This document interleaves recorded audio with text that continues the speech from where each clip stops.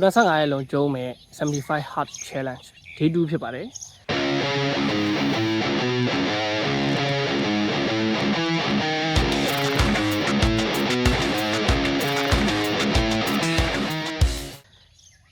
ဒီနေ့ပထမဆုံးအနေနဲ့ဒီနေ့အတွက် progress picture ပေါ့နော်ဒီနေ့အတွက်တပုံရိုက်မယ် okay let's go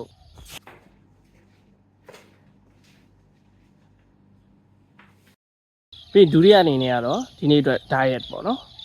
diet ကထုံးစံတိုင်းပဲဘာတွေစားမလဲဆိုတော့ okay let's go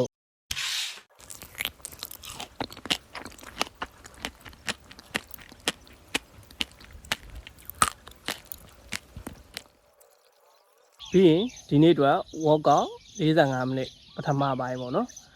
ဒီနေ့ကတော့ရှုပ်လို့ပထမပိုင်းနဲ့ဒုတိယပိုင်းနဲ့နှစ်ကြိမ်ကိုတစ်ခါလေးလုပ်လိုက်မယ်အောက်တော့မှာ45မိနစ်လုပ်ပြီးသွားလို့ရှိရင်အင်တော့မှာပါတစ်ခါလေး45မိနစ်လုပ်မယ်အဓိကတော့ဘာလဲဆိုတော့ရေနှစ်ခါမချိုးချင်ဘူးတစ်ခါလေး workout လုပ်ပြီးတော့ချိုးလိုက်မယ်ပေါ့နော်အဲ့တော့ဒီနေ့အတွက်အောက်တော့45မိနစ်နဲ့အင်တော့45မိနစ်ကိုတစ်ချိန်လေးကျုံးမယ် okay let's go အောက်တော့45 minutes workout အတွက်အခုလမ်းစရှောက်နေပါတယ်လမ်းလျှောက်တာလေးနဲ့စရမယ်ပေါ့နော်သွေးပူလေး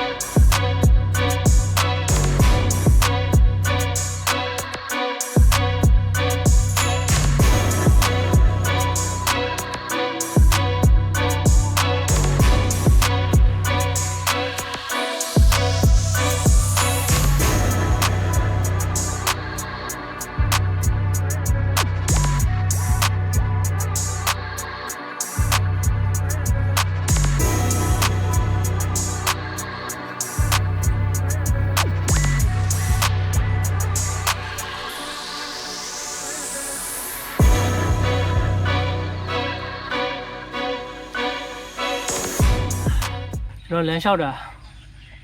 နိုင်ဝက်ရှိသွားပြီပေါ့နော်ဒီနေ့ကတော့ကျွန်တော်မပြေးနိုင်တော့တော့ထင်တယ်ကျွန်တော်ဘယ်လိုဖြစ်လို့လဲဆိုတော့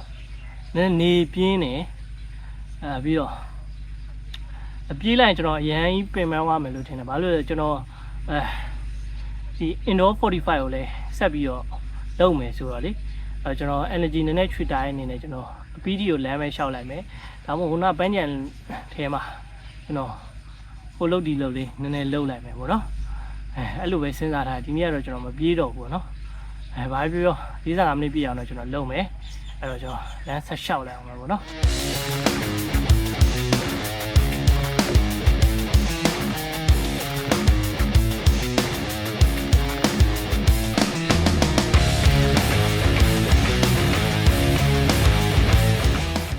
မှန်ရဲ့ဆိုဗျာ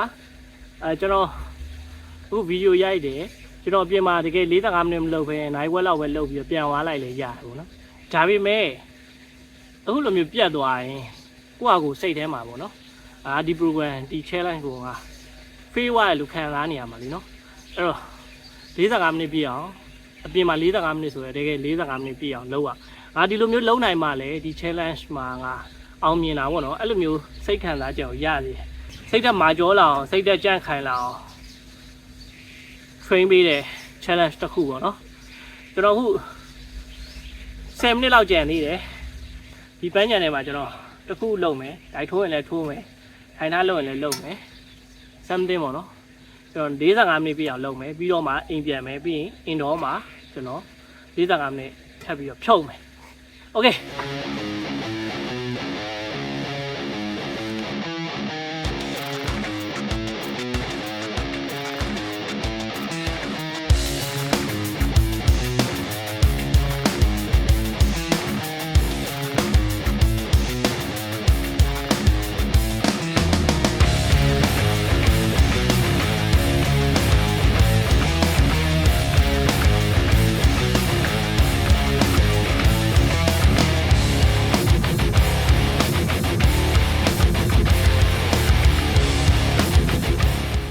ကျွန်တော်မွေထိုင်းပေါ့နော်မွေထိုင်း shadow boxing လေးနည်းနည်းကစားကြည့်ရပါတော့မွေထိုင်းလေးမဆော့ပြတာကြာပြီအဲ့တော့ပြန်ဆော့ရမယ်အားကစားမလုပ်ဖြစ်တာကြာသွားပြီပေါ့နော်အဲ့အကြောင်းမို့လဲကိုကို challenge ခေါ်တဲ့အနေနဲ့လုပ်ဖြစ်တာအခုကတော့ကျွန်တော်45မိနစ်ပြည့်သွားပြီဆိုတော့အိမ်ပြန်မယ်ခဏနားမယ်ပြီးရင် indoor 45 minutes ဆက်ကျုံးမယ်ပေါ့နော်ဒီကတော့ရေနှခါမချိုးချင်ဘူးဗျာမနက်တစ်ခါလုပ်ပြီးရေတစ်ခါချိုးပြီးညနေတစ်ခါ exercise လုပ်ရေတစ်ခါချိုးအဲ့လိုမနက်မိုးလင်းချင်းလဲတစ်ခါချိုးဆိုတနေ့ရေ3ခါလောက်ချိုးနေရအဲ့ဒါမချိုးချင်နော်အဲ့တော့တစ်ခါလည်းပဲ indoor outdoor 45 minutes ကျုံးလိုက်တော့ okay let's go indoor exercise 45 minutes မလုပ်ခင်အရေးကြီးရအရင်လုပ်အောင်ဒါအဲ့ဒါဒီမှာကလေးကိုတိုက်ပါလဲပြရအဲ့အရေးကြီးဆုံးပဲ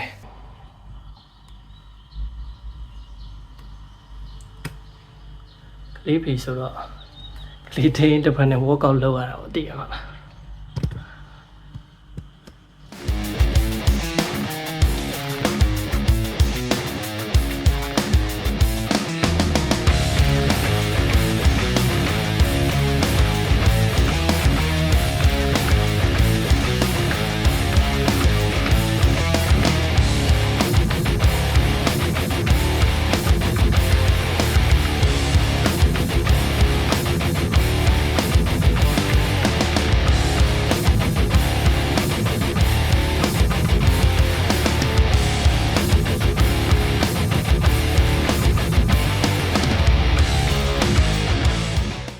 indoor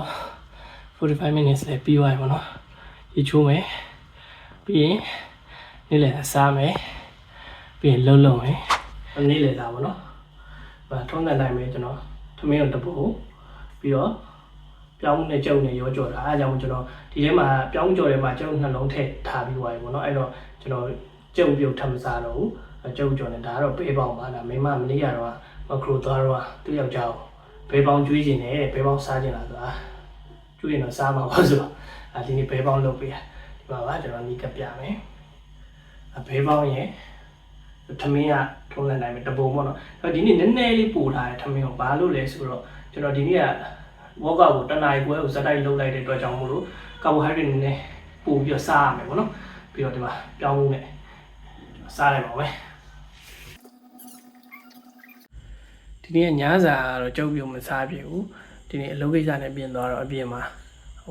မုံညင်းတို့စွပ်ပြုတ်ပေါ့နော်အဲ့ဒါအသားလုံးနဲ့ဟာစားခဲ့တယ်ပြီးတော့ငါးနဲ့စားခဲ့တယ်ပေါ့နော်ဒီနေ့အတွက်စာ10မျက်နှာအခုစာအုပ်မဖတ်တော့ဘာလို့လဲဆိုတော့ကျွန်တော်မနေ့ပြန်စာမွေးရှိ barista သင်တန်းပေါ့နော်စာမွေးရှိရတဲ့အတွက်ကြောင့်မလို့ကျွန်တော်စာကြက်ရမှာပေါ့နော်စာကြက်ပါတော့ဒါလည်းဘဝအတွက်အကျိုးရှိတဲ့ဟာ self development အတွက်စာပဲဆိုတော့ကျွန်တော်10မျက်နှာတော့မကောက်ကျွန်တော်ဖတ်ရမှာပေါ့တော့အဲ့တော့ကျွန်တော်စာလုပ်လိုက်အောင်မယ်မနေ့ပြန်နောက်ရက် challenge တွေမှာပြန်တွေ့ပါမယ်တတား